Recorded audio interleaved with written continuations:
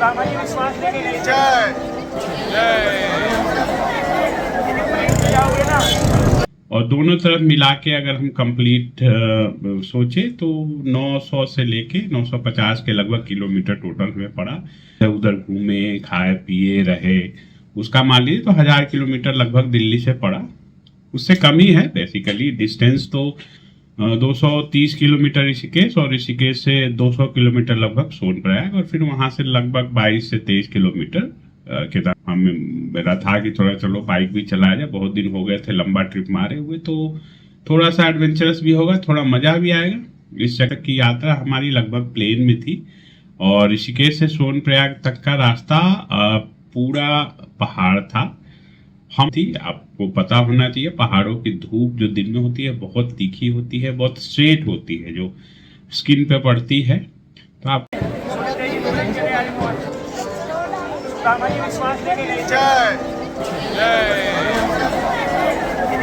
जाओगे ना तो ये सही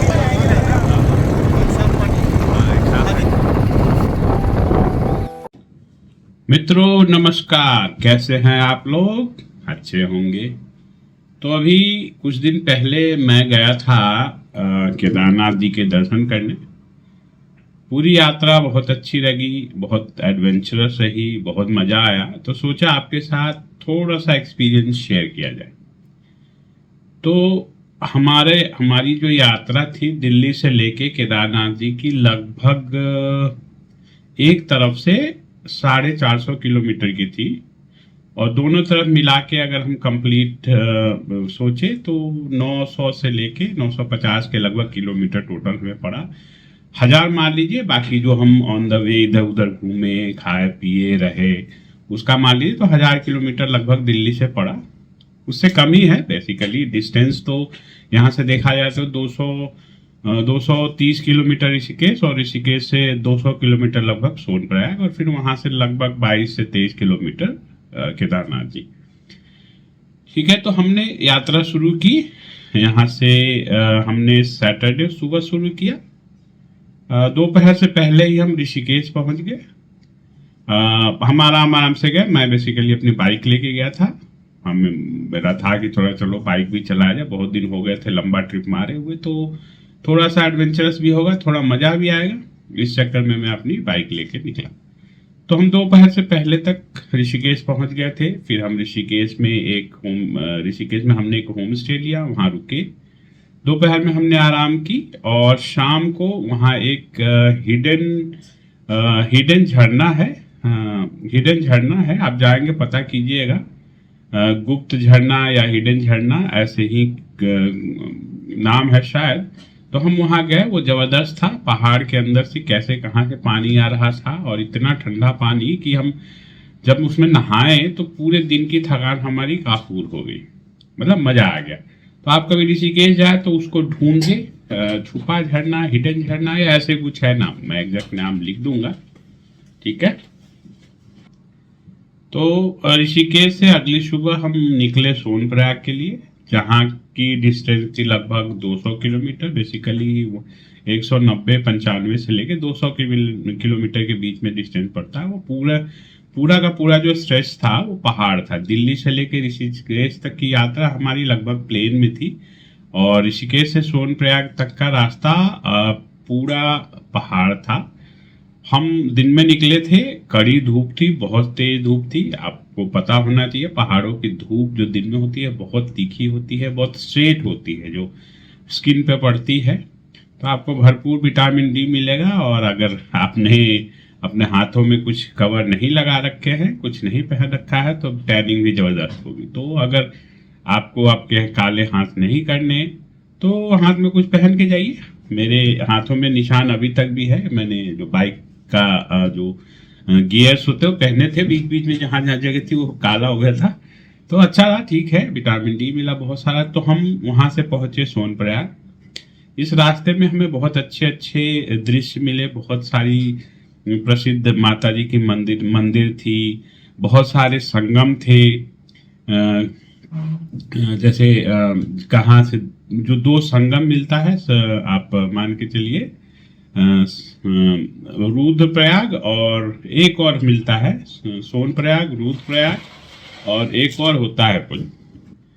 तो आप इस रास्ते में बहुत सारे मंदिर है, बहुत सारे संगम हैं जिससे आगे चल के गंगा बनती है। तो इस रास्ते में बहुत मनोरम दृश्य है, तो आप जाते हुए एंजॉय करते हुए जाइए। बीच बीच में लोकल लोग अपनी दुकानें लगाकर फ्रेश फ्रूट ये भी बेचते हैं, खीरा, गाजर और बहुत सारी चीजें हैं। तो बीच में उसका भी मजा लेते जाइए, रुक रुक के जाइए, मजा करके एंजॉय करके। हड़बड़ी तो ऐसी कुछ है नहीं, ठीक है। तो फिर वहां से चल के हम पहुंचे सोनप्रयाग। सोनप्रयाग में हमने होटल ले रखा था, वहां पे हम रुके। उस दिन हमने आराम किया। अगर आपके पास दिन हमने प्लान लगभग 5 दिन का किया था, तो हम बिल्कुल आराम से इजी जा रहे थे, कुछ हड़बड़ी नहीं कर रहे थे। तो उस दिन हम रुके सोनप्रयाग में, रात को वहाँ रुके, खाया पिया और हम थके हुए थे बाइक चलाने के कारण थकान बहुत थी। तो हम उस चढ़ाई हमने शाम को शुरू नहीं की, ठीक है। तो हमने चढ़ाई जो शुरू की वो अगले दिन शुरू की। आराम से हम उठे। बहुत लोग क्या करते हैं, जाते हैं अपना शाम को, जैसे पहुंचे बस से या जो मतलब गाड़ियों से जाते हैं, तो अपना शाम को पहुंचे और रात को चढ़ाई शुरू कर देते। लेकिन हमने आराम किया। अगले दिन फिर हमने चढ़ाई शुरू की। हम आराम से उठे, लगभग 8-9 बजे उठे, खाना नाश्ता वास्ता करके, नहा वहा के प्रॉपर फ्रेश होके हम निकले वहां से 11:30 बजे दिन में। तो 11:30 बजे दिन में निकले। वहां से हमें लगभग जहाँ जीप मिलती है रानी कुंड के लिए, वहीं से बेसिकली चढ़ाई शुरू होती है। तो हमें सोनप्रयाग से रानी कुंड के लिए हमने जीप लिया, जिसके किराया 40-40 रुपए थे। और बेसिकली जब हम उसमें बैठे और आगे चले, तो आगे चल के हमें जाम मिला, क्योंकि वो रास्ता सिंगल रास्ता है और आगे जाके उसको टर्न करना होता है। तो इस चक्कर में वहाँ जाम लग जाता है। तो हमें ऑलमोस्ट 3 या 4 किलोमीटर 5 किलोमीटर का स्ट्रेच है, 3 या 5 किलोमीटर का बेसिकली सोनप्रयाग जहाँ से जीप मिलती है और रानी कुंड के बीच में। तो हम बीच में उतर गए। लगभग 1.5 किलोमीटर का रास्ता हमने सोचा पैदल चलते हैं, क्योंकि वेट करने का मतलब था कम से कम 2 घंटे वहाँ रुकना, इंतजार करना। तो जीप में बैठे रहने के इंतजार करने से अच्छा हमने सोचा चलो पैदल चल के रानी कुंड पहुंच जाते हैं, वहां से भी चढ़ाई शुरू कर देंगे। लगभग हमें आधा घंटा लगा, 1.5 किलोमीटर चलने में। पहाड़ी रास्ता है, आराम आराम से चल के जाए। रानी कुंड से फिर हमने जो अपनी चढ़ाई जो केदारनाथ की यात्रा हमने शुरू की, वो लगभग 12 बजे के लगभग या 11:15 के लगभग शुरू किया। हम घर से निकले थे बेसिकली, होटल से हम निकले थे वही 10-10:30 के लगभग। तो 1 घंटा हमें ऐसा लगा और 11:30 या 12 बजे के लगभग हमने फिर रानी कुंड से चढ़ाई शुरू कर दी, हर हर महादेव जय महाकाल बोल के, ठीक है। हम चढ़ रहे थे, तो फिर हम चढ़ते गए, चल रहे थे। मतलब पहाड़ी रास्ता था, पतला रास्ता, ठीक ठाक बना था। तो बीच में एक जगह आते हैं, उस जगह का नाम मुझे ध्यान नहीं आ रहा है। तो वहाँ पे एक पुल है, लोहे का पुल। तो वहाँ पहुँचने के बाद असली चढ़ाई शुरू होती है। उससे पहले ठीक ठाक चढ़ाई है। मेरी एक ऐसे सजेशन है कि आप जब भी जाए चढ़ाई करने तो हड़बड़ाए नहीं। ऐसा नहीं कि शुरू से जो रास्ता देखा मैं भागना शुरू कर दिए, आप बहुत जल्दी थक जाएंगे। तो आप स्लो स्टार्ट कीजिए। आगे चल के थोड़ी स्पीड बढ़ा सकते हैं जब आपका बॉडी गर्म हो जाए, जब आपका हार्ट और बाकी जो ऑर्गन्स है वो उसके यूज टू होने लग जाए, तो आप थोड़ा स्पीड बढ़ा सकते हैं। बस बेसिकली कोई हड़बड़ी नहीं होनी चाहिए, आराम से जाइए। तो आपके पास रानी कुंड से 3 ऑप्शन है। एक तो आप घोड़ा ले सकते हैं, एक पिट्ठू ले सकते हैं जो बास्केट होता है, जो सिंगल आदमी उठा के ले जाता है। बच्चे हैं या वेट कम है जिसका, वो उस अकेले सिंगल वाले पिट्ठू में जा सकता है। बाकी एक बग्घी टाइप का होता है जिसको 4 लोग उठाते हैं, आप वो ले सकते हैं। ये 3 ऑप्शन है रानी कुंड से। बहुत लोग आएंगे, आपसे पूछेंगे आपको लेना है लीजिए, नहीं लेना बोल दीजिए कि भैया मुझे पैदल जाना है। अगर आप पैदल जा रहे हैं तो ठीक है, पैदल चलना शुरू कर दीजिए रानी कुंड से। और एक और ऑप्शन है हेलीकॉप्टर का, जो बहुत पहले से शुरू हो जाता है, जिसके लिए ऑनलाइन बुकिंग होती है। उसका खर्च लगभग 12,000 रुपये है आने जाने का। तो सीधा ले जाके मंदिर के बगल में उतारता है और अलग से उसको दर्शन कराए जाते हैं और ले आया जाता है। तो बेस्ट, अगर आपको इजीली जाके दर्शन करके आना है आराम से, तो पैसा खर्च कीजिए, हेलीकॉप्टर कर लीजिए और जाके अपना देख के आ जाइए, वो भी एक ऑप्शन है। दूसरा, अगर आप वृद्ध है, नहीं चल पा रहे हैं, प्रॉब्लम है, तो आप घोड़ा कर लीजिए। लेकिन घोड़ा करते समय ध्यान रखिए कि घोड़ा थोड़ा अनसेफ होता है, मतलब कंपेरेटिव, क्योंकि वो भगाते हैं घोड़े को, जो घोड़े वाले होते हैं वो उसको भगाते हैं। उनकी मजबूरी है, हड़बड़ी में उनको जल्दी जाना है, जल्दी आना है, जितना ट्रिप मारेंगे उतना कमाएंगे। सबको पैसे कमाने की हड़बड़ी और जल्दी है, तो वो भी इसी चक्कर में। तो बहुत, मेरे सामने 2 लोग गिरे। एक तो बुजुर्ग व्यक्ति थे, उनको बहुत गहरी चोट लगते लगते बची। ऐसा नहीं सब गिरते हैं, जैसे सैकड़ों घोड़े चलते उसमें 1 2 4 तो गिरते ही गिरते हैं। तो वह रास्ता ही ऐसा है। तो थोड़ा देख लें आप अपनी स्थिति। तो घोड़ा ले सकते हैं, पिट्ठू ले सकते हैं और बकी ले सकते हैं, जो 4 लोग उठाते हैं। आपके पास सुनना, मैं पैदल चला था रानीकुंड से, हमने चप्पल स्टार्ट किया, बीच में रुकते, धीरे धीरे धीरे धीरे करते करते हमने चलना चढ़ाई शुरू कर दी। तो फिर एक लोहा का पुल आया जो बीच में है, वो ऑलमोस्ट आधा है, आधा मान के सकिए 8 या 9 किलोमीटर वहां तक है। उसके ऊपर फिर 9-10 किलोमीटर के लगभग है। तो टोटल जो आप रानीकुंड से मान के चलिए 20 से 22 किलोमीटर के लगभग का रास्ता है। ऊपर आप जाएंगे तो हमने वहां से चढ़ाई शुरू की लगभग 11:30 पौने 12 में। हम रात को केदारनाथ पहुंच गए थे 8:30 बजे। ठीक है, तो लगभग हमें लगे, आप मान के चलिए 8 साढ़े 8, लगभग ऑलमोस्ट 9 घंटे लगे। बिल्कुल आराम से गए थे, कोई हड़बड़ी नहीं। जो बहुत लोग तेज चल सकते हैं तो जल्दी पहुंच जाते हैं, लेकिन बहुत जल्दी करके भी आप 7 घंटे 6 घंटे से पहले नहीं पहुंच सकते। रास्ता थोड़ा कठिन है, चढ़ाई लाइक खड़ी चढ़ाई है, रास्ता भी उबड़ खाबड़ है। जो पुराना रास्ता था वो पिछले जब बाढ़ आई थी तो बह गया था। तो अभी फिर नया रास्ता एक बन रहा है, होपफुली अगले साल से वो शुरू हो जाएगा। तो जो अभी जो रास्ता है वो घोड़ों के लिए हो जाएगा और जो नया रास्ता बन रहा है वो लोगों के लिए हो जाएगा। तो वो थोड़ा सुगम है, मुझे लगता है थोड़ा दूर, मतलब स्ट्रेट है, मतलब उसकी जो इंक्लाइनेशन है वो ठीक ठाक है, जैसा मैंने वहाँ लोगों से बात की। ठीक है, तो आप अगले साल से वहाँ से जा सकते हैं, वो थोड़ा सा आसान हो जाएगा। तो हमें लगभग 9 घंटे लगे। बीच में हम खाते पीते, जूस पीते, कुछ भी अपना एनर्जी करते हुए, पानी पीते हुए चले। जब ऑलमोस्ट 3 या 4 किलोमीटर रह गया था, तो मुझे पर्सनली, मेरे साथ एक और भाई साहब गए थे, उन्हें कुछ प्रॉब्लम नहीं हुआ, थोड़े फिट है ज़्यादा। तो मुझे थोड़ा सा, मतलब जैसे ऊपर ऑक्सीजन थोड़ा कम हो जाता है, वैसे अराउंड 11,500 फीट पे है वो। तो वहाँ से थोड़ा मुझे परेशानी हुई, मतलब जैसा लगा जैसे दिल की धड़कन बढ़ गई है और सांस लेने में थोड़ी मतलब वो होने लगी। बट मैंने हिम्मत किया, थोड़ा आराम किया, उससे मेरे मतलब थोड़ा सा इजी हुआ मेरा बॉडी। फिर मैं धीरे धीरे धीरे करके वो होपफुली वो ठीक हो गया, बॉडी ने अडेप्ट कर लिया। तो एक और काम करें कि जब भी आप जाएं ऐसी जगहों पे, तो बीच बीच में कहीं रुक जाएं, एटलीस्ट 4 घंटा 5 घंटा। अगर मान लीजिए ओवरनाइट नहीं कर सकते तो 4-5 घंटे के लिए रुक सकते हैं। तो उससे क्या होता है ना, आपकी बॉडी जो है हाइट के लिए, वहाँ के टेम्परेचर के लिए अडेप्ट कर लेती है। जैसे अचानक आप दिल्ली से सीधा केदारनाथ पहुंच जाएंगे तो बॉडी को भी एक शॉक लगेगा, कहाँ वो हाइट, कहाँ वो टेम्परेचर और कहाँ मतलब ऑक्सीजन की मात्रा। तो हाइट, तो बेसिकली जब जाए तो ब्रेक ले लेके जाए, इससे क्या होता है ना, बॉडी अडेप्ट कर जाती है। तो फिर मैं वहाँ गया, थोड़ी मुझे परेशानी हुई, मैं आराम किया, रुका। मेरे साथ जो भाई साहब थे उन्होंने हिम्मत बढ़ाई।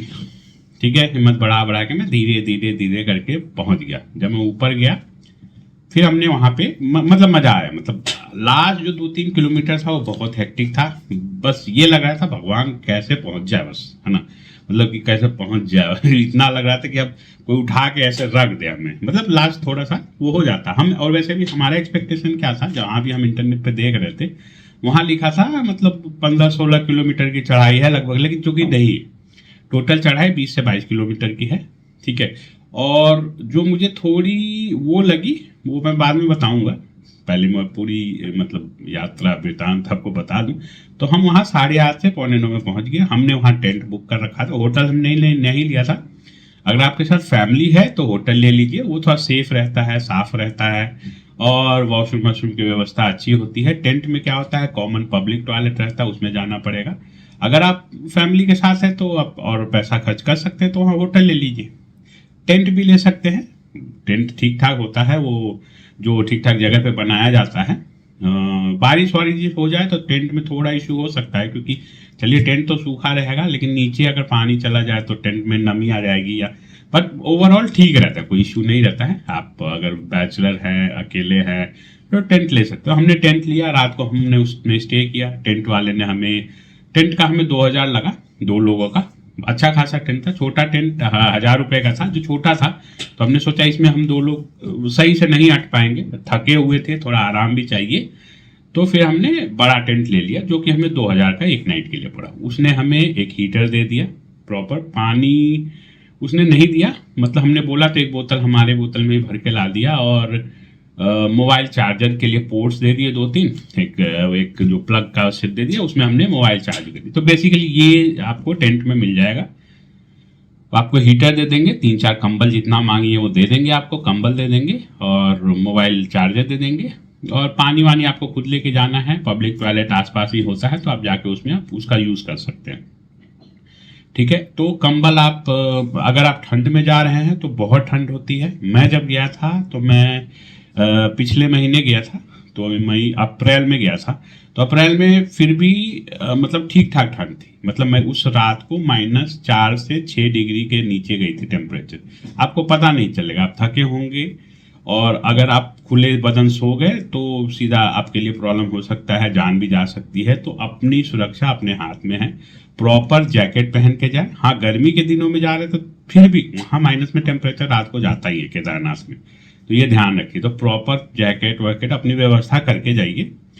हो सके तो छाता खरीद लीजिए, नहीं है तो रेन कोट खरीद लीजिए। स्टार्टिंग में आप शुरू से 2 चीज़ 3 चीज़, लाठी जरूर ले लीजिए, क्योंकि बहुत सहारा रहता है उसको चढ़ने में। मतलब आपको थोड़ा सा वो मतलब सपोर्ट देता है। एक लाठी ले लीजिए, 20-30 रुपये स्टार्टिंग से लेंगे तो 20 रुपये 30 रुपये मिल जाएगा। जितना ऊपर जाएंगे उतना थोड़ा सा महंगा होता जाता है, 50। लेकिन स्टार्टिंग में ही आप लाठी ले लीजिए, रेन कोट ले लीजिए, क्योंकि बारिश कभी भी आ सकती है इस रास्ते पे।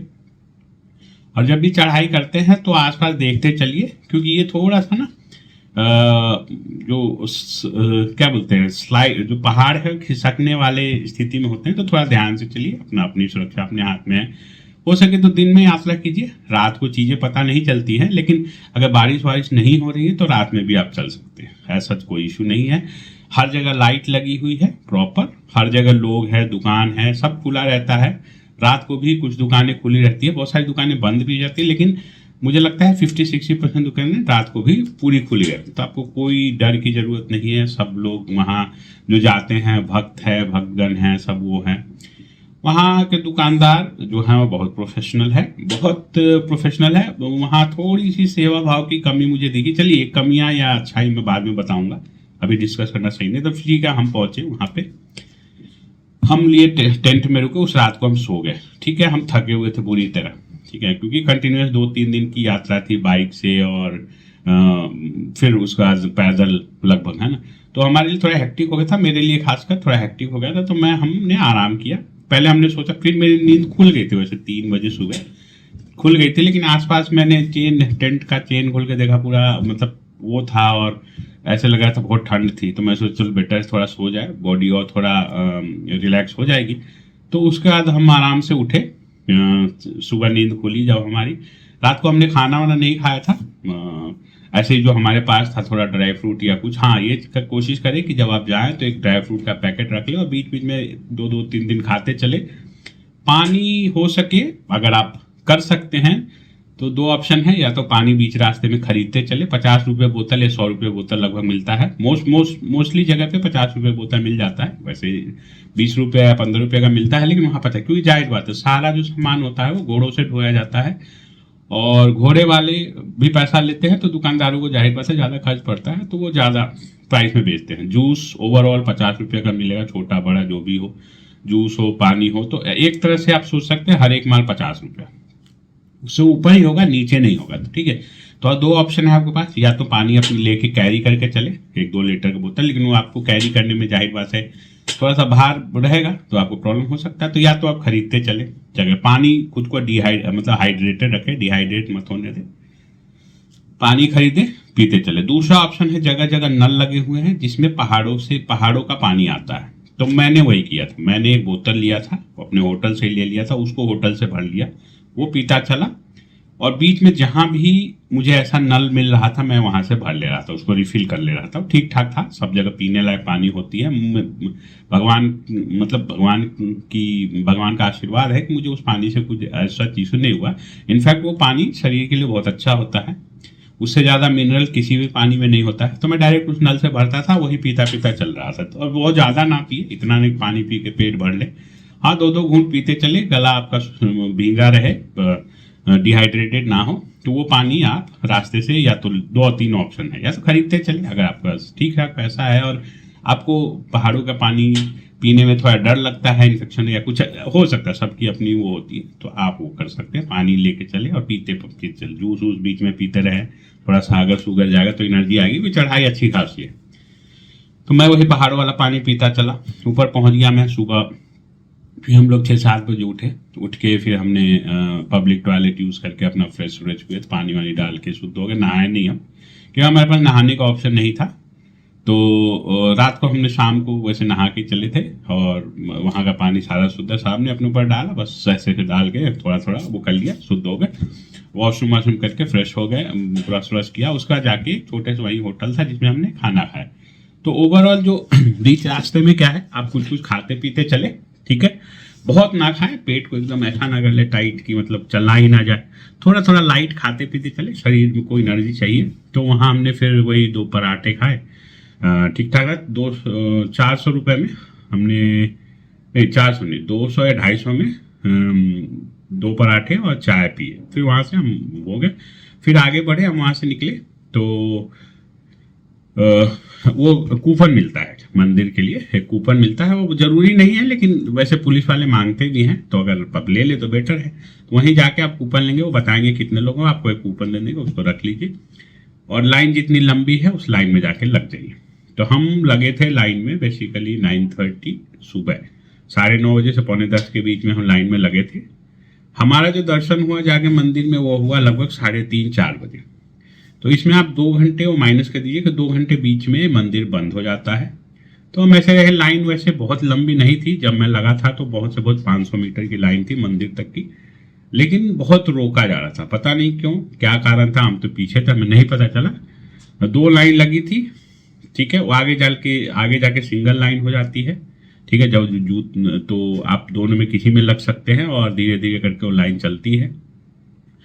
किस्मत है आपकी कि आप लाइन 500 मीटर पे लगते हैं और ज़्यादा भीड़ है तो बहुत पहले से भी लाइन हो सकती है, ठीक है। तो हाँ, तो हम लगे लाइन में 9 बजे और हमारा दर्शन हो गया 3:30 बजे के लगभग वही 9:03 और 3, 6-7 घंटे लगे, जिसमें 2 घंटे आप माइनस कर दीजिए, जिसमें मंदिर में शायद 1 या 2 घंटे के लिए मंदिर बंद हो जाता है। और एक और चीज़ है कि जो VIP दर्शन होते हैं वो जनरल लाइन को रोक दिया जाता है।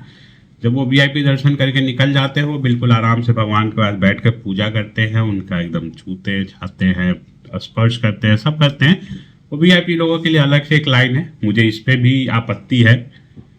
हाँ, आप लाचार है, मजबूर है, शरीर से मन से बेकार हैं, तो आपको अगर प्रेफरेंस दिया जाए भगवान के मंदिरों में तो कोई मुझे तकलीफ नहीं है भाई। जो मजबूर लाचार है उनको प्रेफरेंस दिया ही जाना चाहिए। हाँ, लेकिन आप पैसे वाले हैं और आप ये सोच रहे हैं कि मतलब भगवान को भी हम, भगवान की व्यवस्था भी हम खरीद लेंगे, तो ठीक है भाई, यहाँ की व्यवस्था ऐसी है कि आप पैसा फेंकेंगे तो जाहिर बात आपको पहले दर्शन मिलेगा। तो ऐसी व्यवस्थाएं हैं मंदिरों में, तो मुझे पर्सनली इससे प्रॉब्लम है। बहुत सारे लोग हैं जिससे इसको प्रॉब्लम नहीं होगी, जिनको ये गलत नहीं लगता होगा, ठीक है, सबकी अपनी सोच है। बट मेरे लिए होना चाहिए कि आप ऐसी जगह जाते हैं, शरीर से ठीक ठाक है, मन से ठीक ठाक हैं, तो जनरल लाइन में लगिए प्रॉपर, जैसे बाकी लोग दर्शन कर रहे हैं जो गरीब है देश के। मैंने रास्ते में ऐसे ऐसे लोगों को भी देखा जो कि लंगड़ा के चल रहे थे, 70-80 साल के बूढ़े बुजुर्ग जो सर पे मोटरी जो होता है, पोटली रख के चढ़ाई कर रहे थे, और प्रॉपर जो गांव के लोग थे। बहुत सारे ऐसे लोग थे जो गांव के थे, बंचेस में आए थे, 3, 4, 5 एकदम बूढ़े बूढ़े लोग थे जो 4 धाम की यात्रा करे थे। मैं तो सिर्फ एक जगह केदारनाथ गया, ठीक है, लेकिन बहुत सारे ऐसे लोग थे जो पैदल 4 धाम की यात्रा कर रहे थे। मैं तो सिर्फ 25 किलोमीटर का स्ट्रेच चढ़ा, 25 किलोमीटर उतरा, लेकिन बहुत सारे ऐसे लोग थे जो सैकड़ों किलोमीटर पैदल यात्रा कर रहे थे। तो मुझे लगता है मंदिरों में अगर प्रेफरेंस मिलना चाहिए तो ऐसे को लोगों को मिलना चाहिए। कुछ लोगों को मैंने रास्ते में देखा जो साइकिल से जा रहे थे, वो साइकिल से ऋषिकेश, हरिद्वार या सोनप्रयाग से नहीं जा रहे थे, वो अपने घरों से साइकिल से आए थे। कुछ लोगों को मैंने देखा जो स्केटबोर्ड होता है, स्केटिंग वाला, उस पर स्केट करके जा रहे थे, इंडियन फ्लैग लगा के दर्शन करने। वो सैकड़ों किलोमीटर से जा रहे थे। कुछ लोगों को, एक दो लोगों को तो मैंने ऐसे देखा जो दंड करके जाते हो, जो ऐसे लेटते हैं, फिर निशान बनाते हैं, फिर उस निशान पे खड़े होते हैं, फिर वो आगे बढ़ते हैं, ऐसे दंड करते हुए लोगों को जाते हुए दिखा। तो मुझे लगता है मंदिरों में अगर प्रेफरेंस मिलना चाहिए तो ऐसे लोगों को मिलना चाहिए, बूढ़े बुजुर्गों और जो हजारों किलोमीटर से पैदल चले आ रहे हैं उनको प्रेफरेंस मिलना चाहिए। अगर पैसे से ही मंदिरों में प्रेफरेंस मिलेगा तो भैया क्या वगैरह, तो ये कहा जा रहा है कि भगवान की व्यवस्था है, हम पैसे से खरीद लेंगे। भाई जो चीज आपको भगवान ही दे रहे हैं उससे आप भगवान की व्यवस्थाएं खरीद रहे हैं, ठीक है, आपकी अपनी सोच है, आपके पास है पैसा, आप कर सकते हैं, मुझे इससे कोई आपत्ति नहीं। जिसका जो मन है, मंदिर व्यवस्था से भी मुझे कोई शिकायत नहीं भैया। मुझे लाइन में लग के जाना था, मैं लाइन में लग के गया, मुझे 6 घंटे 7 घंटे 8 घंटे लगे 500 मीटर के डिस्टेंस को कवर करने में। अगर सही मायने में लाइन चलती तो वो बहुत से बहुत 10 से 15 मिनट का रास्ता था, बट ठीक है, मुझे कोई शिकायत नहीं किसी से। मैं भगवान का दर्शन करने गया था, राजनीति करने नहीं, शिकायत करने नहीं। अब भाई जाहिर बात है, जो स्पिरिचुअल यात्रा होती है, स्पिरिचुअल जगह पे जाते हैं, वहाँ तकलीफ होती है, बहुत सारे लोग जाते हैं, भीड़ होती है। हाँ, जब भीड़ हो, समय लगे तो मैं मान सकता हूँ कि चलो लॉजिकल है, बट 500 मीटर में 2-2,500 5,000 लोग हैं, फिर भी अगर 6-7 घंटे लग जा रहे तो कुछ तो मतलब मेरे हिसाब से सही नहीं है। तो ये वहाँ की मंदिर व्यवस्था को देखनी चाहिए। और वहाँ जो वीआईपी लोग पहुँच रहे हैं, भैया आपके पास पैसा है, आप ठीक है पहले दर्शन कर लीजिए, कोई नहीं, है ना। जनरल पब्लिक को वैसे पहले दर्शन होना चाहिए, ठीक है। या एक काम कीजिए, मंदिर में एक और रास्ता बनाइए और स्पेशल लोगों को उस रास्ते से गुजारिए, और जनरल पब्लिक के लिए एक नॉर्मल रास्ता रहने दीजिए जो कि है, और स्पेशल लोगों के लिए एक स्पेशल रास्ता खोल दीजिए, है ना। ठीक है, कोई नहीं। तो ये हुआ, हमारा दर्शन हो गया। लेकिन एक बात मतलब बताऊंगा, जब मतलब हम वहाँ से पहुँचे, लगभग 5-6 घंटे लगे। मंदिर से पहले एक जगह है जहाँ आप अपना जूता निकाल के दे सकते हैं। बहुत लोग वहाँ जूता नहीं भी निकाल रहे थे, वो पहन के जा रहे थे और मंदिर के परिसर में खोल के डाल दे रहे थे। परिसर से बाहर, बेसिकली मंदिर में नहीं, मंदिर से दूर था, बट परिसर में। तो अगर आपके पैरों में ठंड लग रही है तो जूता पहन के आगे बढ़ सकते हैं, नहीं अगर उतना सह सकते हैं तो जूता खोलिए, आपको एक बैग मिलेगा, उसमें उस पर एक नंबर होगा, उस नंबर का फोटो खींच लीजिए और वो उसमें डाल के आप वहाँ जो व्यवस्था करने वाले लोग उनको दे दिए, वो जाके शू रूम में, जो शू हाउस होता है उसमें जमा कर देते हैं, जो बाद में आप फोटो दिखा के ले सकते हैं।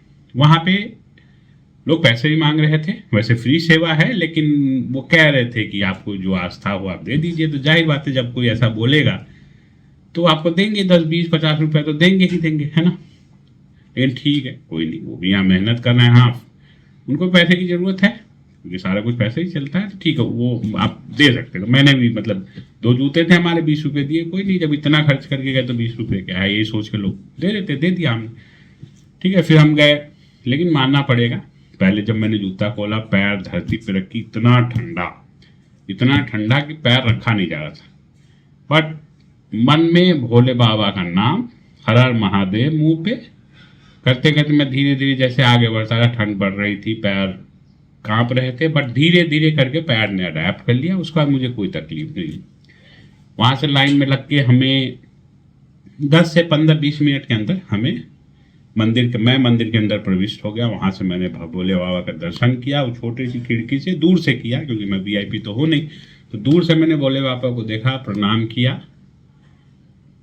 और जैसे मैं उससे बाहर निकला, लोग थे, पंडित जी लोग थे, वो कह रहे थे पूजा करवा लो, ये करवा लो, आपको करवाना है तो उनको पैसे दीजिए, करवा लीजिए, मंदिर में हो कुछ पैसे दे दीजिए, क्योंकि उसी पैसे से ही वहाँ की व्यवस्था बनती है। वैसे बेसिकली जो पैसे इन बड़े मंदिरों में आते हैं वो सरकारें ले लेती है, तो उनका कर्तव्य है कि वहाँ की व्यवस्था अच्छी की जाए, क्योंकि जाहिर बात है मंदिर का जो पिछले साल का वो था, मतलब मंदिर से जो इनकम हुआ है, जो टॉप इंडिया के मंदिर हैं, टॉप टेम्पल्स हैं, वहां से इनकम 6 लाख करोड़ का था। मतलब सरकारें 6 लाख करोड़ रुपया कमाई मंदिरों से। तो सरकार का कर्तव्य बनता है कि वहाँ की सारी व्यवस्थाएं ठीक की जाए, लोग जाएं अपनी मर्जी से दान करें, करते ही हैं।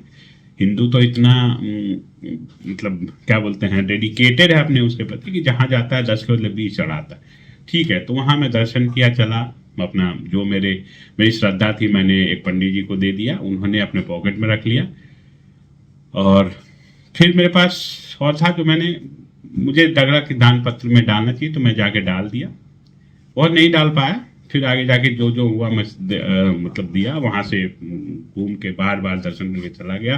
फिर मैं मंदिर पर से बाहर निकला और इतना था कि मतलब शरीर एकदम, जो थकान थी वो कहाँ चली गई मुझे पता ही नहीं चला, है ना। मतलब ऐसा लग रहा था कि मैं बस अभी हेलीकॉप्टर से डायरेक्ट मंदिर परिसर में उतर गया हूँ। वो थकान, वो कष्ट शरीर का कहाँ चला गया मुझे पता नहीं। बारिश हो रही है, मैं रेनकोट पहना हुआ हूँ और मंदिर को देख रहा हूँ, मतलब अंदर ऐसी अनुभूति हो रही है कि मैं बता नहीं सकता।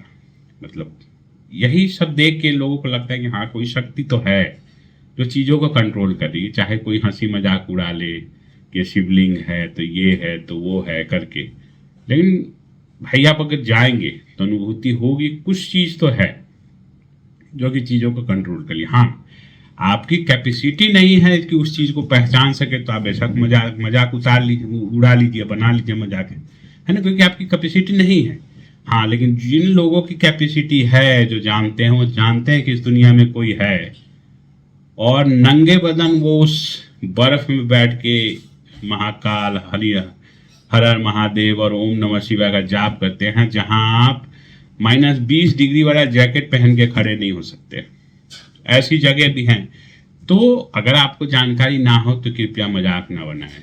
मैं एक बार वैष्णो देवी भी गया था, वहां भी मुझे बहुत अनुभूति हुई कि मतलब शक्ति तो है, पावर तो है, कुछ ना कुछ है जो इस दुनिया को चला रही है। ऐसा कोई भी चीज़ नहीं है जिसको चलाने वाला कोई नहीं।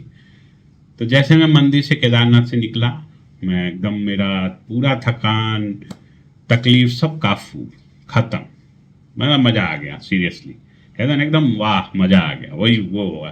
फिर मैं बाहर निकला और आसपास जो मंदिर थी, एक अमृत कुंड था, उसका दर्शन किया। मैं जल नहीं चढ़ा पाया था मंदिर के अंदर क्योंकि दूर था, वहाँ चढ़ाने की व्यवस्था नहीं थी। तो मैं मंदिर के पीछे गया, मंदिर के ऊपर ही मैंने चढ़ा दिया।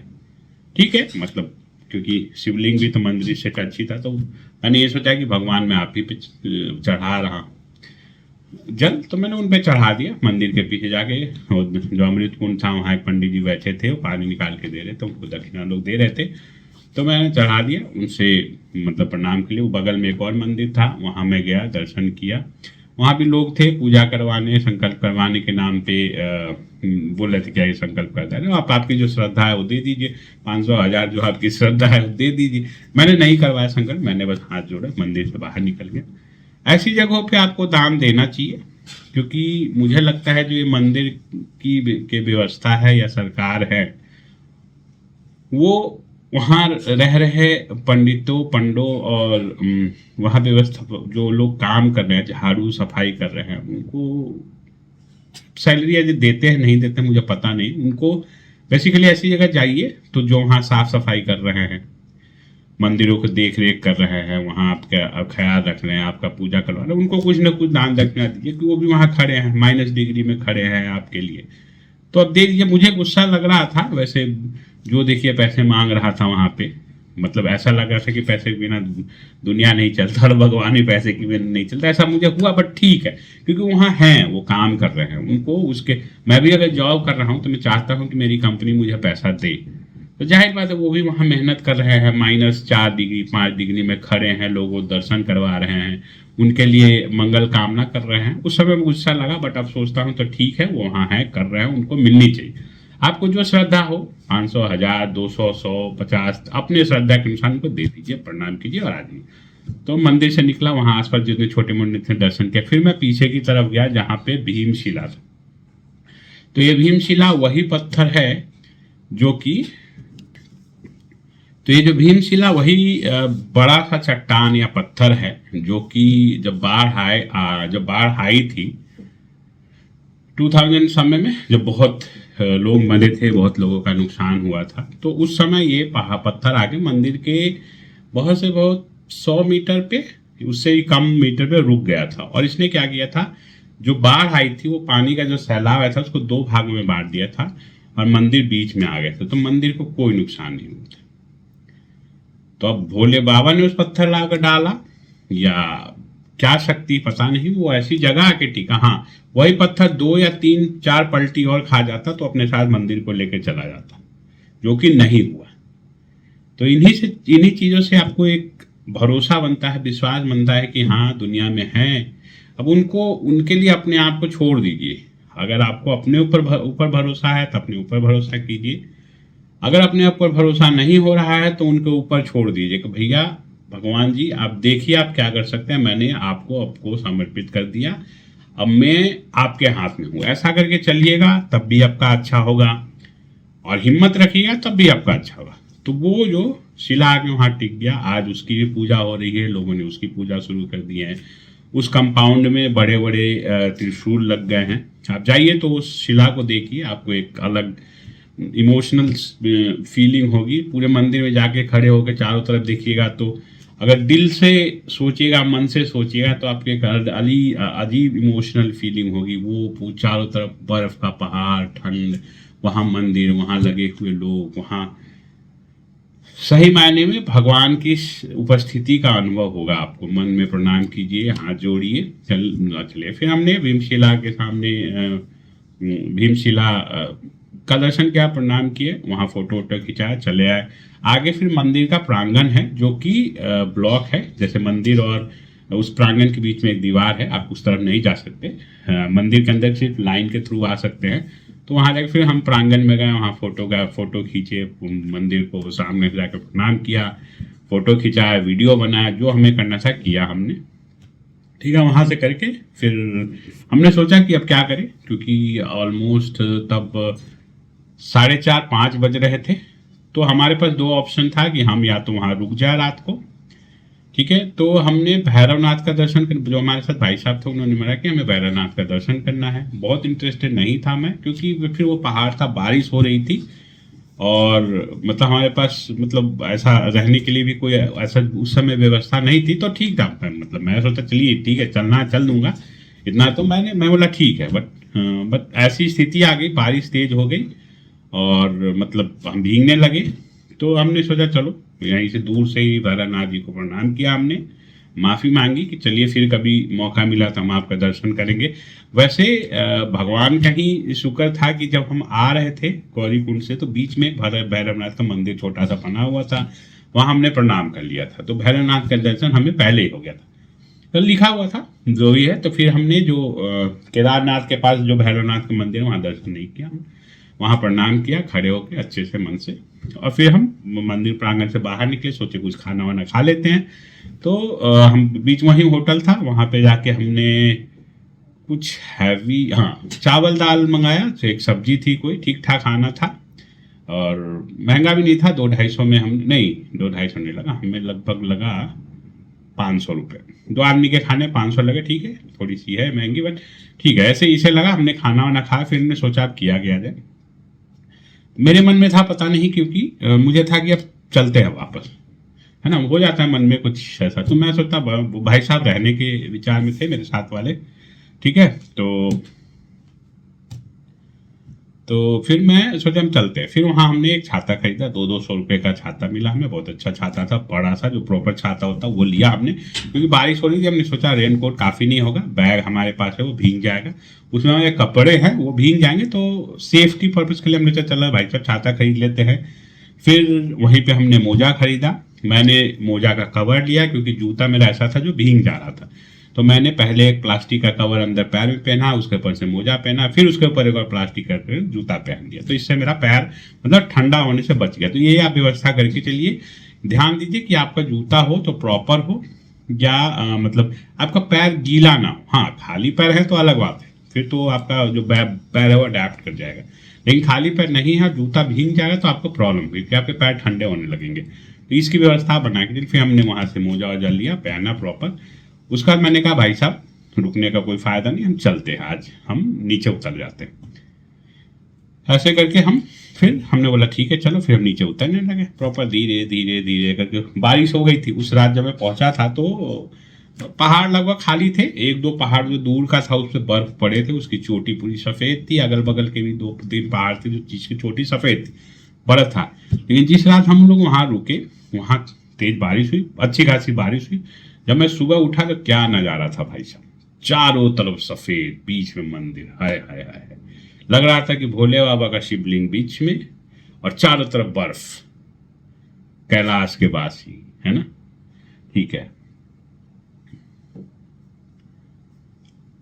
तो फिर हमने वहां से उतरना शुरू किया।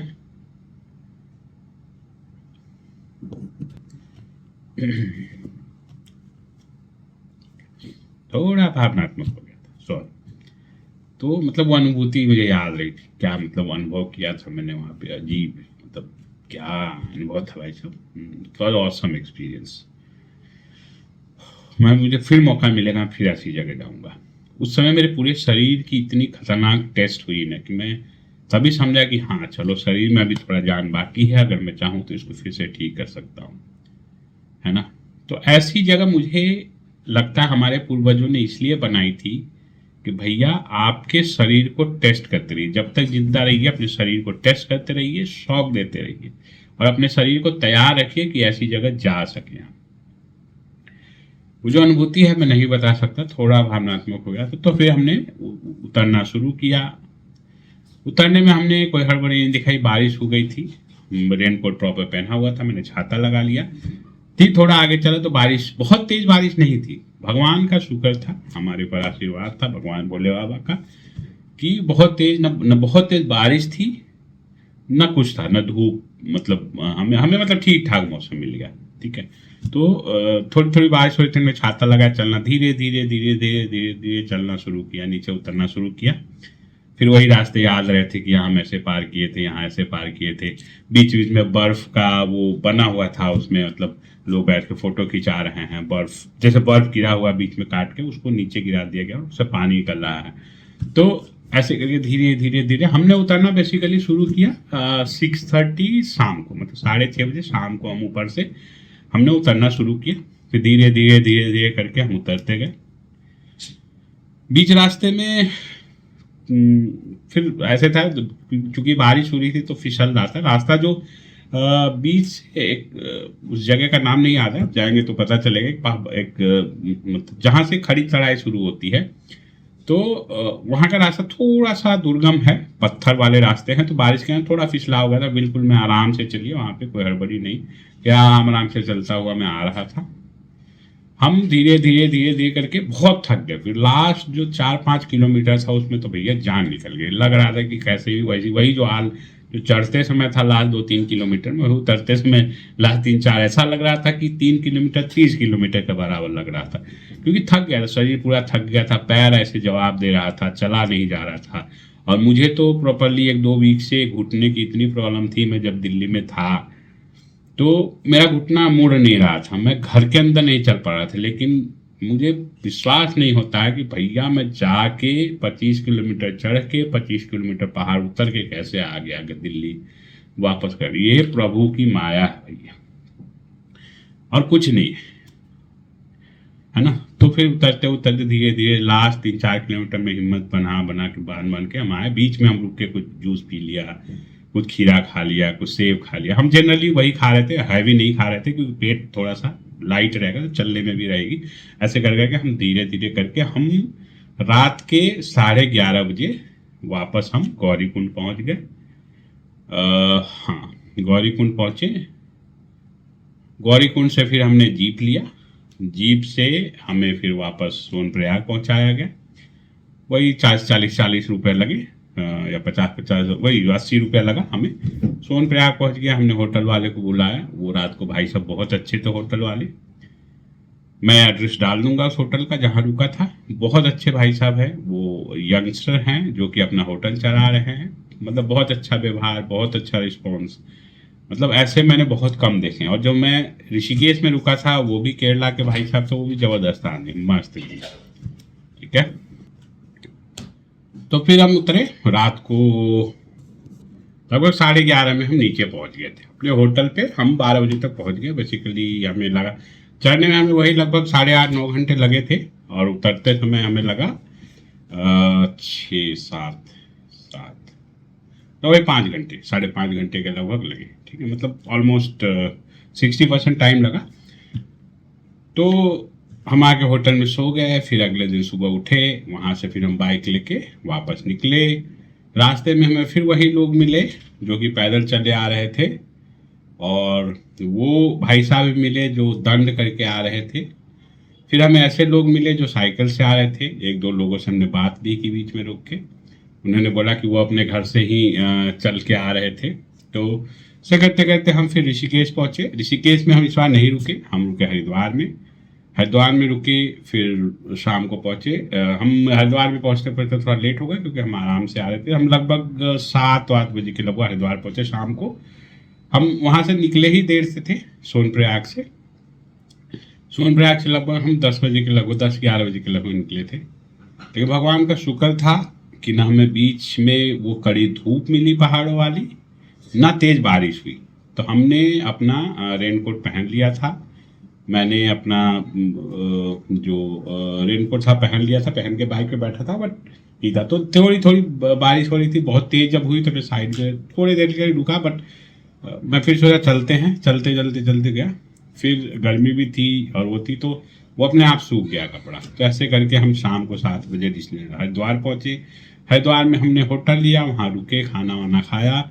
अगले दिन सुबह उठे लगभग थोड़ा लेट ही उठे और फिर हम गए गंगा जी में, जो हरि की पौड़ी है, वहाँ पे जाके हम नहाए, पूजा वूजा किया और कुछ खिलौने उलौने खरीदे बच्चों के लिए।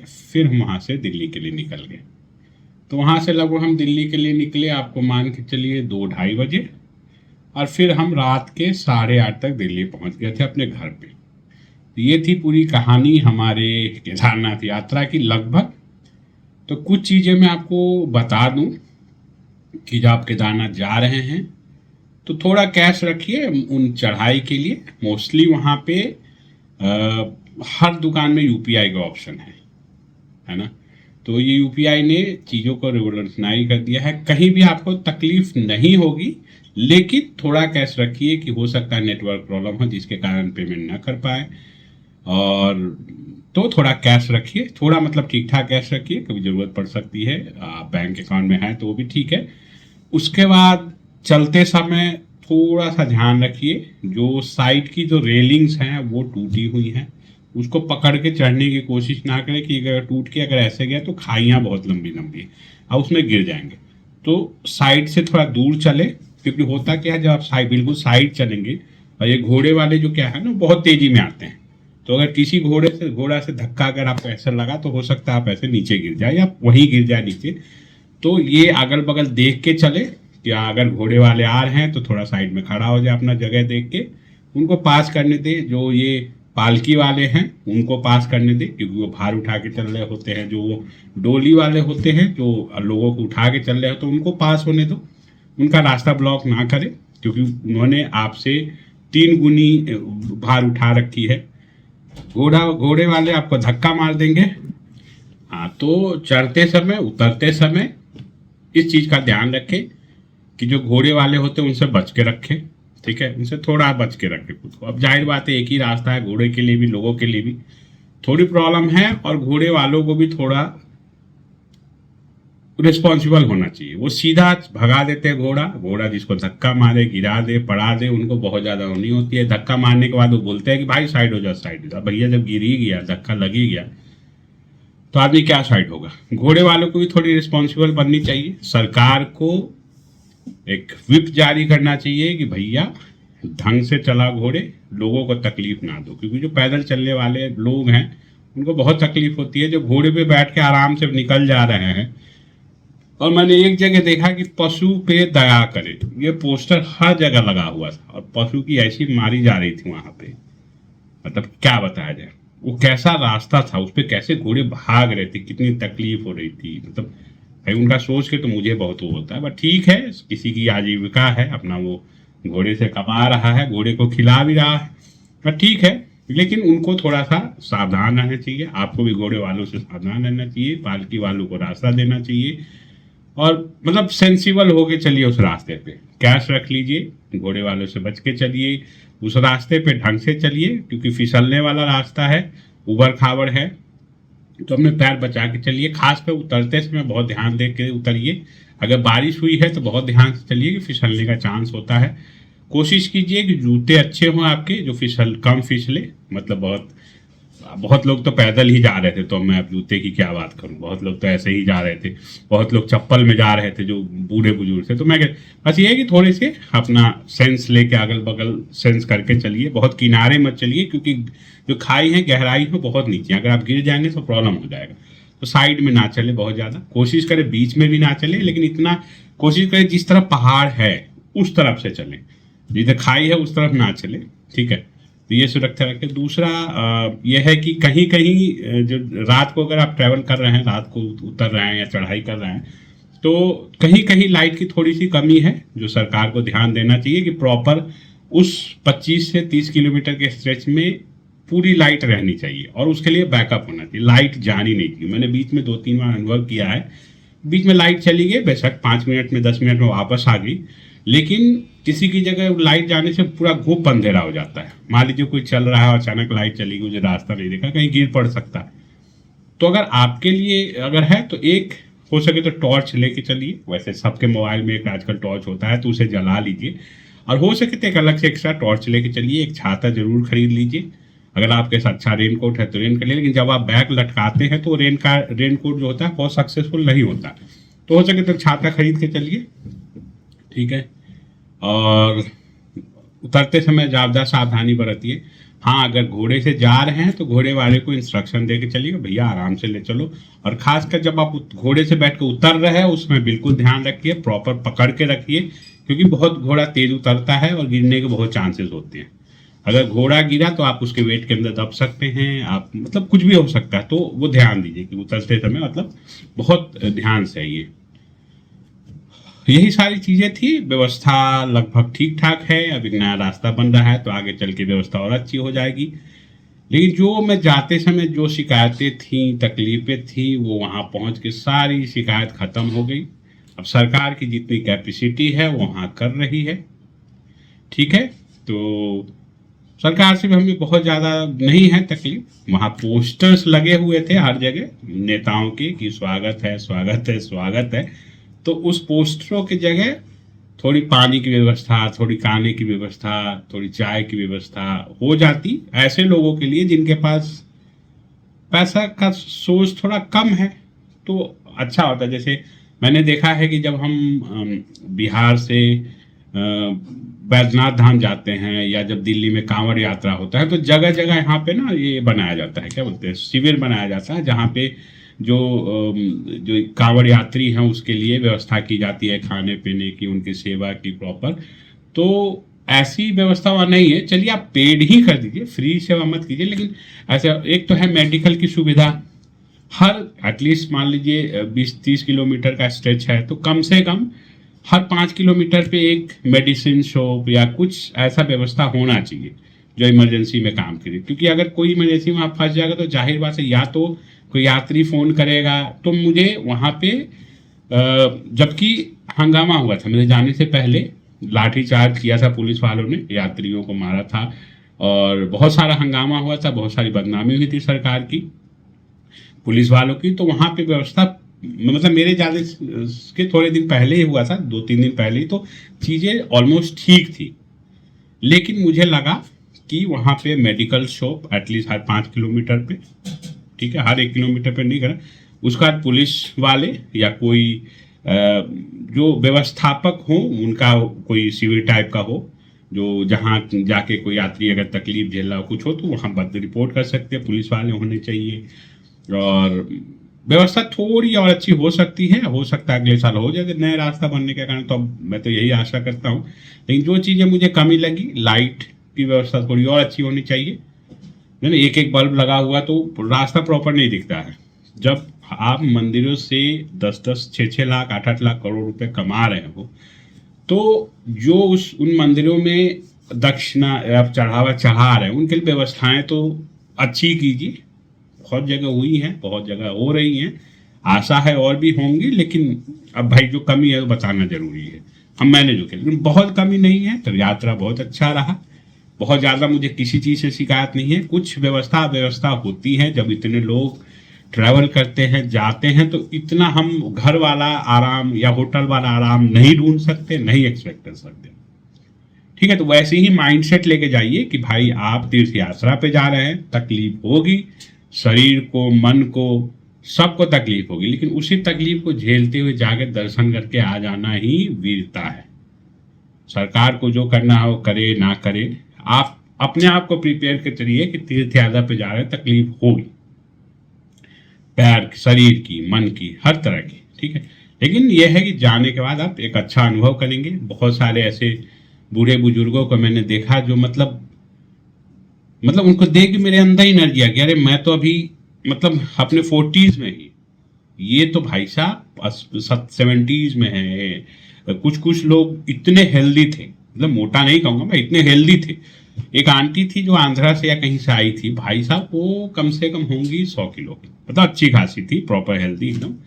और वो पैदल गई और पैदल आई, बेशक उनको 12 घंटे या 13 घंटे लगे, लेकिन एक एक स्टेप, छोटा स्टेप चढ़ के आ रही थी। फिर हमने आपसी में हमें मिली तो हमने बात किया, बोली कि, और अंकल जी थे जो उनके पति, वो साथ थोड़ा सा आगे चल रहे थे, और आंटी रेलिंग पकड़ के धीरे करके नीचे उतर थी। उन लोगों, ऐसे लोगों को देख के हमें मन के अंदर और ज़्यादा प्रगाढ़ आस्था बनती है कि अरे भाई देखो, ऐसे लोग कर सकते हैं, इतने जो शरीर से भी थोड़े से वो हैं, वो कर रहे हैं, बहुत सारे बूढ़े लोग कर रहे हैं, तो हम तो कर ही सकते हैं। तो इन चीज़ों से बहुत हिम्मत मिलती है। ठीक है, तो 2-3 जो सरकार से मेरी आग्रह है वो किया जाए। रास्तों को हो सके तो यात्रा शुरू होने से पहले थोड़ा रिपेयर कर दिया जाए। यात्रा शुरू होने से पहले लाइट की व्यवस्था प्रॉपर होनी चाहिए। प्रॉपर कि भैया रात को एकदम दिखे कि हाँ ये रास्ता है, ऐसे मुड़ रहा है, ये पत्थर ये, ऐसे नहीं कि टिमटिमाती हुई लाइट्स ना लगा दे। प्रॉपर लाइट की व्यवस्था होनी चाहिए। ठीक है, कुछ दूरी पे शिविर का ऑप्शन होना चाहिए, मेडिकल इमरजेंसी के लिए या किसी और टाइप की हेल्प चाहिए उसके लिए। हर 4-5 किलोमीटर पे आप एक स्टॉप टाइप का बनाइए। कहीं मंदिर के व्यवस्थापकों द्वारा कहीं बीच रास्ते में, एटलीस्ट चढ़ाई में, कुछ फ्री सेवा की जानी चाहिए यात्रियों के लिए। कुछ फ्री बेशक थोड़ा पानी ही फ्री दे दें, जूस, खाना पीना मैं नहीं बोल रहा हूँ, पानी ही फ्री में पिला दें उनको, है ना। वहाँ पानी के वो भी लगे थे, लेकिन 1 रुपया का सिक्का डालना पड़ा था। अरे भाई साहब, 1 रुपया का सिक्का कहाँ से लेके आदमी पानी भरेगा? वो मशीन आपने लगाया है तो उसको फ्री कर दीजिए, आदमी पानी भर ले उसमें से। लेकिन ये भी प्रेशर होगा वहाँ, लोकल दुकानों का भी प्रेशर होगा। जाहिर बात है, जब सब पानी उस फ्री सेवा से ही भर लेंगे तो पानी खरीद के कौन पिएगा। लेकिन बहुत सारे ऐसे लोग हैं जो वो पानी नहीं पीते हैं, जिनको मिनरल वाटर का बोतल ही चाहिए। तो ऐसा नहीं है, तो सरकार को ऐसी करनी चाहिए व्यवस्था। वहाँ के घोड़े वालों से भी आग्रह है कि भाई साहब, आप अपनी सावधानी भी रखिए, अपने जानो माल की भी रक्षा कीजिए, दूसरों की भी कीजिए और आपके घोड़े की भी कीजिए। क्योंकि आपके वैसे गति से चलने के कारण लोगों को भी बहुत तकलीफ होती है। मैंने बहुत लोगों को लड़ते हुए देखा, घोड़े वालों को गाली देते सुना, गलत बात बोलते, गलत बात कि खींचते हुए देखा। घोड़े वाले भी बस कर रहे थे। मैंने ऐसे लोगों को भी देखा जो कि बीच बीच में खड़े घोड़ा चाहिए, और आप अगर कह रहे थे कि नहीं मैं चला जाऊंगा तो ऐसे मजाक उड़ा रहे थे, देखो कैसे चले जाते हो। ऐसे भी बीच बीच में कुछ लोग थे जो चुहलबाजी कर रहे थे। अगर आप उनसे घोड़े की या पिट्ठू की व्यवस्था नहीं लेते तो आपका मजाक उड़ाते, देखते कैसे चले जाओ, इस टाइप से। पर ठीक है, उनका काम है, उनको पैसे चाहिए। ओके, तो सरकार से यही है, सरकार रास्ता बना रही है। अगले साल यात्रा होने से पहले बेसिकली चीज़ें थोड़ी और अच्छी होनी चाहिए। घोड़े वाले से है कि भाई आप थोड़ा ध्यान से चले, लोगों का ध्यान रखें। प्रॉपर है कि एक रास्ता बनाए, आप एक तरफ से चले, आप बीच में कहीं घोड़े को भगाते, एक तो आप घोड़े को छोड़ को हल्ला करते चलते हो, घोड़ा कहीं भी इधर, वो तो घोड़े की समझदारी है, कोई किसी लोगों की धक्का नहीं मारता। मुझे 2 बार धक्का लगा, लेकिन घोड़े से नहीं लगा, जो घोड़े पे लोग बैठे हुए थे उनके पैर से लगा, उसको जो बैग रखे तो उससे लगा। तो घोड़ा ज्यादा समझदार है कि लोगों को जाते हुए देखता कभी धक्का नहीं मारता। तो घोड़े वाले लोगों से मेरी यह आग्रह है कि भाई साहब आप थोड़ा ध्यान रखिए कि जो लोग जा रहे हैं उन्हीं लोगों के कारण आपका बिजनेस चल रहा है।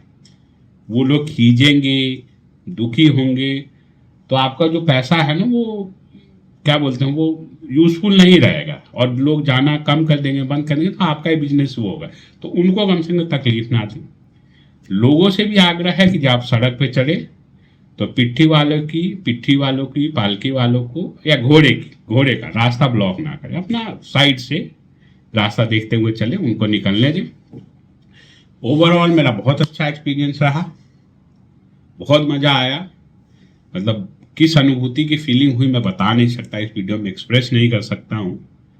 ठीक है, तो आप लोग भी जाइए, घूम के आइए। ऐसे जगह जाने पे आपको लगता है कि हाँ मतलब मेरे अंदर जान है, नहीं है, मुझे क्या करने की जरूरत है, और थकिए नहीं। ऐसी जगह जाइए तो ये मत सोचिए कि मुझे 1 घंटे में पहुंच जाना है। किसी से कंपटीशन नहीं है इस जगह पर, किसी से भी कंपटीशन करने की जरूरत नहीं। अरे वो तो 2 घंटे में पहुंचे, नहीं, मैं भैया 10 घंटे में पहुंच सकता, मैं 10 घंटे में जाऊंगा। मुझे 12 घंटे लगूंगा, मैं जाऊंगा आराम से।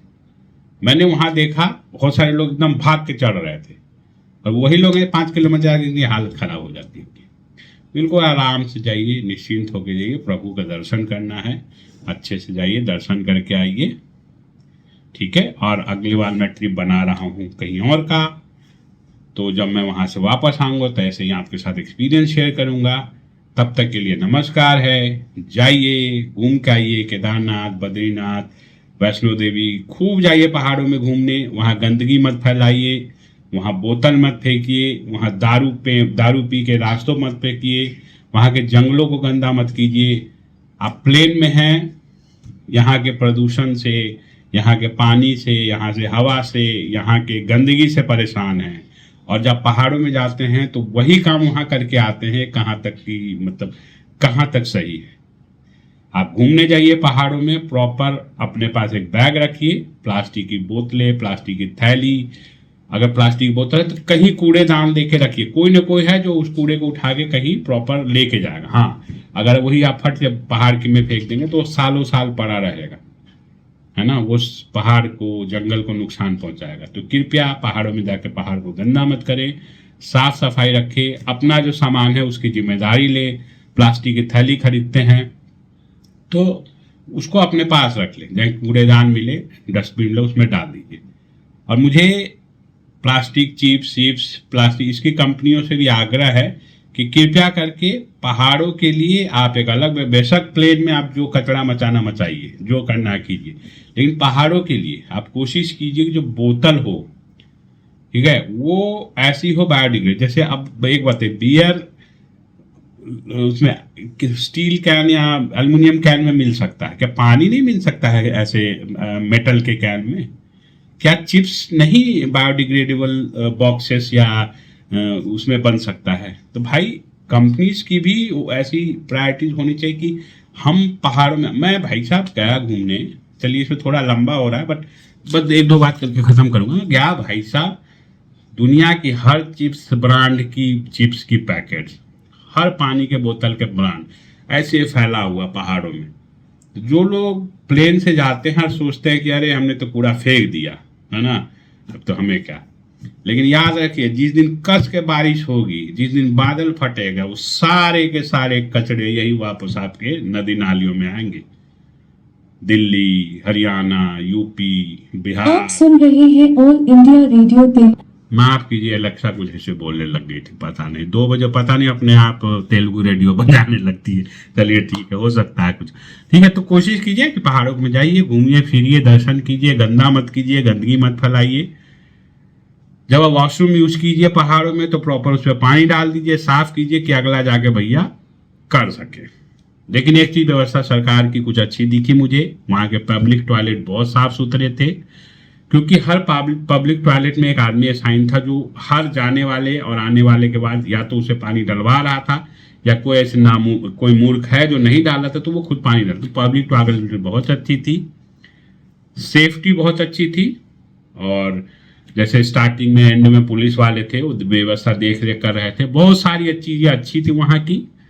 थोड़ी सी गलत चीज़ें थी, जाहिर बात है वो हर जगह है तो रहेगा ही, बस वो चीज़ें ठीक होनी चाहिए, बस यही है।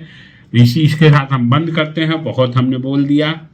हर हर महादेव, जय महाकाल, ओम नमः शिवाय। जाइए घूम फिर के आइए और खूब एंजॉय कीजिए, खूब तीर्थ यात्रा कीजिए, बुढ़ापे के लिए मत छोड़िए। क्योंकि मैंने जो अनुभव किया है, कोई भी तीर्थ यात्रा, वैसे भी आजकल हिंदू बहुत जागरूक हो रहे हैं, जितने भी तीर्थ यात्रा मंदिर, वहाँ पे बहुत भीड़ होती है आजकल, तो जाना मुश्किल है। तो घूमिए फिरिए, व्यवस्था को खराब मत कीजिए, गंदगी मत फैलाइए, पॉल्यूशन मत कॉज कीजिए। जहाँ जाइए अपने अगल बगल वाले की मदद कीजिए, तकलीफ किसी को मत दीजिए, झगड़ा झूठना मत कीजिए, आराम से जाइए, दर्शन कीजिए, भगवान से मिलने गए हैं, भगवान का दर्शन कीजिए, मोक्ष शांति प्राप्त कीजिए, मोक्ष नहीं शांति प्राप्त कीजिए, और फिर घूम फिर के आइए और ऐसे ही अपने अपने एक्सपीरियंस शेयर कीजिए। नमस्कार, चलिए, जय हर हर महाकाल, जय महादेव।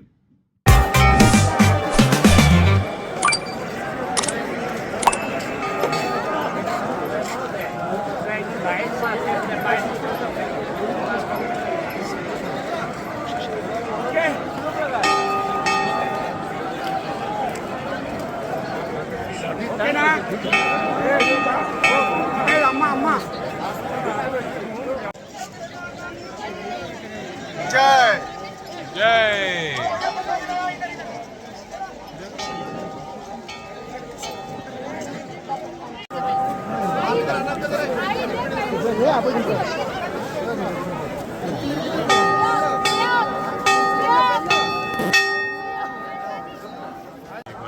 आइए, ऐसे घूम के ले लीजिए, घूम रहे हैं, साथ साथ घूमिएगा। आप इधर आइए, इधर चारों साथ ही घूमते रहिए, चारों तरफ कर ले रहे हैं।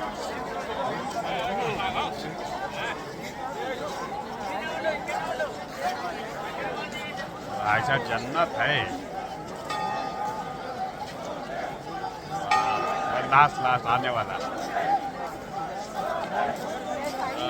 हर हर महादेव, आगे आगे आगे आ गए। ऑन कर।